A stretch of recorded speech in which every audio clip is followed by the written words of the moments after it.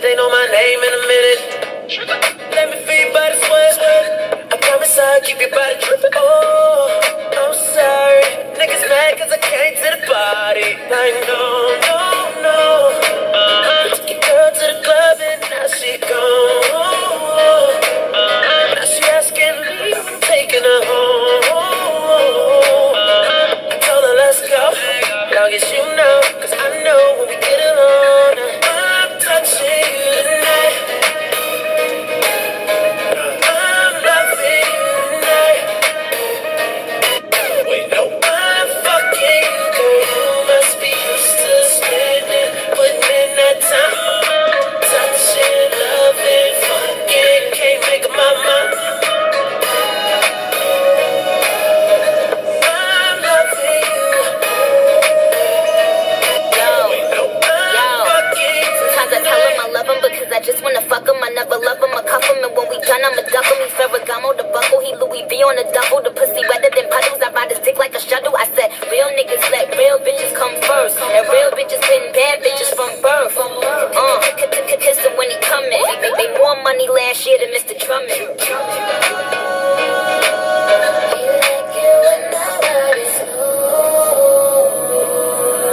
I'm touching you tonight. I'm loving you tonight. Wait, no. I'm fucking you, girl. You must be used to spending, putting in that time. Touching, loving, fucking, can't make up my mind.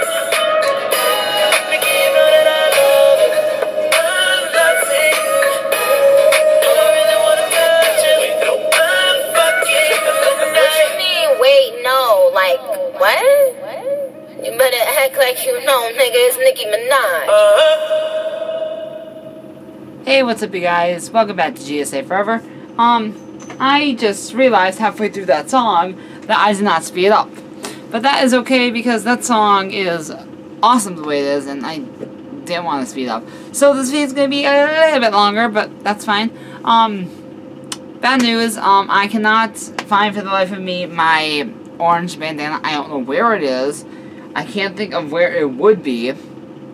But, until I find it, which probably won't be forever, probably, hopefully not, unless I buy a new one, I will be wearing this scarf that my mom made. It's rainbow, and this hat that my mom also made. She crochets a lot of stuff for me, so, yeah. Where is my sheet? Oh, it's over here. Duh. So on the, yesterday, we did chapter 6 in the new kit, called Meeting Drake. So in that, I'm trying to think, Daniel? Yeah. Daniel met Drake for the very first time, and then something went down. I don't remember very much because I literally recorded that episode when it was Sunday. Not kidding. Today is literally Tuesday. I'm kind of backed up. But let's jump into this. So, as you guys know, from this website, I will always be reading the last paragraph. For the other one, I will not be. Okay. So, I heard a sniffle, then I realized Daniel was crying. Are you okay? What's wrong? I asked. Daniel just shook his head. It kind of scared me. What did Tony say to him? I hugged Daniel and he stopped, but he was still breathing heavily. Please tell me what's wrong, I begged, pulling away from him a little. He shook his head. I really don't want to talk about it, he replied. I nodded my head and looked into his eyes. He was asking for another hug. I hugged him tightly, and he buried his head in my chest. So, the question was, why do you think Daniel's crying? Daniel's point of view. Do I want to let him know? These words echoed through my head. I knew exactly what Tony meant by that. I don't even want Drake to find out. He'll probably think totally different of me and never want to be with me again. Why did Tony even ask me that? Well, it's such a stupid question. Why would I ever want to know about that? What did he want to talk? I don't remember. I pulled away from Drake a little. Hey, I gotta go talk to Tony for a second, I said. Drake nodded, and I got up and walked out the door and found Tony on the trampoline. Tony! I yelled, running over to him. What's up? he asked, sitting down. Why the fuck would you ever want... Why the fuck would I ever want to let him know? I asked. So he could help you. Yeah, I know. When I walked back out, I realized that was a really stupid time to ask since you hardly know each other. But I know him pretty well, and he's really nice, he replied. Whatever, I'm not gonna let him know. What if he thinks I'm just a weak little pussy? He never wants to ever fucking see me again and tell fucking everyone. I yelled, Sweetie, calm down. I know very well that he wouldn't do that. Don't tell him now. That's totally fine. I probably wouldn't if I were you either.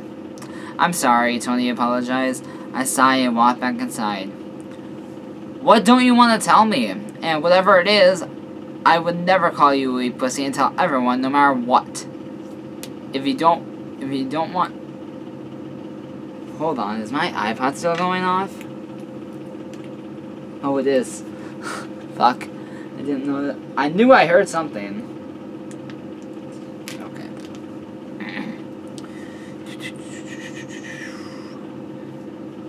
If you don't tell anybody, I promise you I won't, Drake said.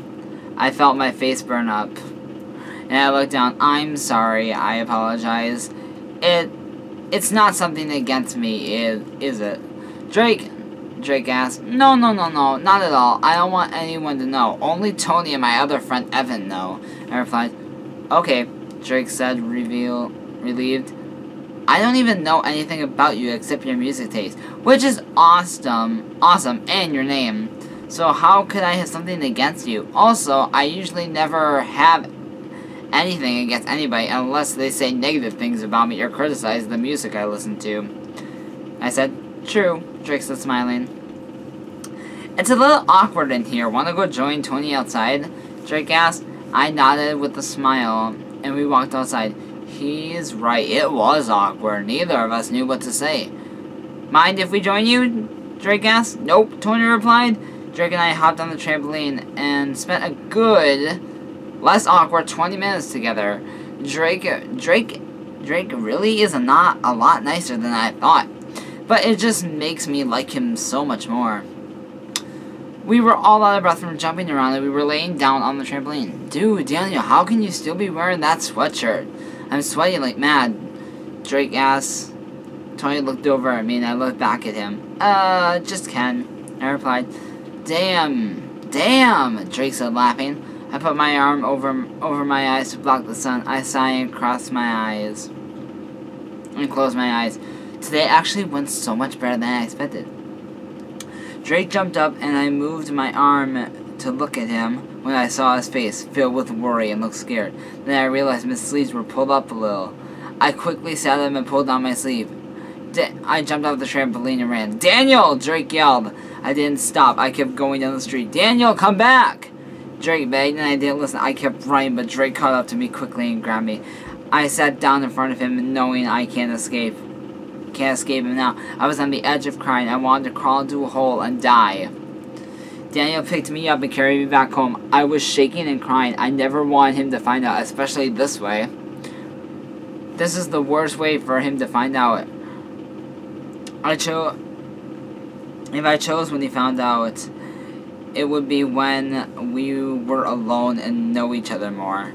I know it was only Tony, but still wasn't the way I wanted it to be. Drake brought me inside and Tony showed him where my room was. Tony didn't come with us, but Drake brought me up into the room and put me on my bed and shut the door and sat down next to me. That's what you didn't want me to know, right? Drake asked softly.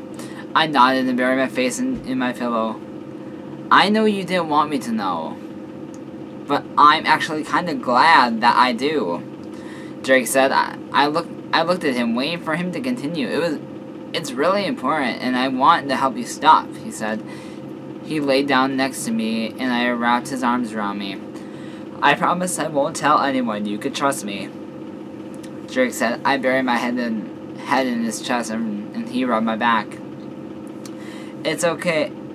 Is it okay if I take off your sweatshirt? Drake asked. I nodded and he gently pulled it off me. He grabbed my hands and looked at my wrists covered with cuts. That I have done. I looked at Drake. He was crying. I slipped my hands out of his grip and hugged him. He hugged me back tighter. Is there any more cuts anywhere else? Drake asked. I shook my head.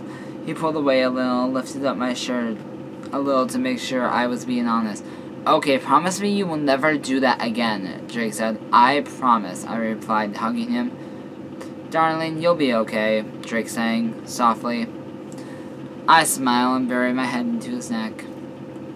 Daniel, I know I've only known you for a day, but I love you. I care about you a lot. It just kills me to see you like this. Don't worry, I'm not mad. I will never give up on you. There is no chance of me leaving, Drake admitted. I love you too, I admitted as well. Drake pulled me closer, and he kissed the top of my head. My face burned, and I just kind of exploded in a little inside.